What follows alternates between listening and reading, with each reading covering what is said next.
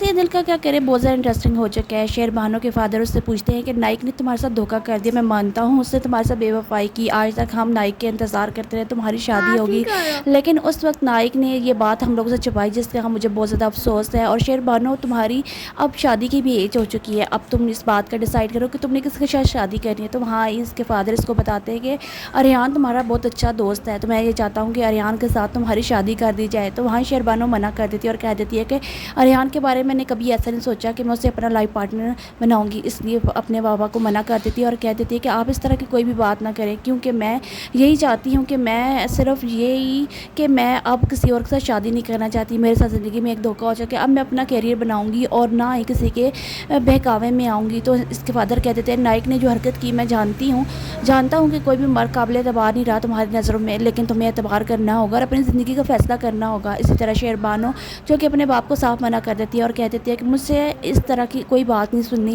میں ابھی فی الحال نائک کے بارے میں سوچ رہی ہوں کہ اس نے مجھے دھوکہ دیا، مجھ سے قسمیں وعدے دعوے سارے محبت کی ہے، لاسٹ میں اس نے کیا کیا بابا میرے ساتھ ایک بے وفائی کر لی، وہ مجھ سے محبت نہیں کرتا، صرف اپنی ماں باپ کی پسند کو دیکھتے ہوئے مجھ سے شادی کر رہا تھا، کیونکہ اس کے ماں باپ کو ایک سہارے کی ضرورت تھی، اسے سہارا مجھ میں نظر آیا، جبکہ اس کی وائف خود ابراڈ میں بیٹھی ہوئی ہے اور اس کے بچے بھی ہیں۔ یہ ساری باتیں کیا کی نائک نے میرے ساتھ، نائک نے اتنا بڑا دھوکہ دیا، لیکن اس بات پر اس کے فادر بہت زیادہ پریشان ہے۔ وہ کہہ دیتے ہیں کہ یہ سب کچھ میں نے جان پہچان کرنی چاہیے تھی، لیکن میں نہیں کر سکا، اس لیے شہر بانو تم مجھے معاف کر دو اور اپنا دل اور دماغ صاف کر لو کہ باقی کے اس طرح نہیں ہو سکتا تمہاری زندگی میں، تم کس طرح اکیلے زندگی گزارو گی۔ تو وہاں ہی شہر بانو کہہ دیتی ہے کہ ابھی تو میں نے فی الحال اس ٹاپک پر کوئی بات نہیں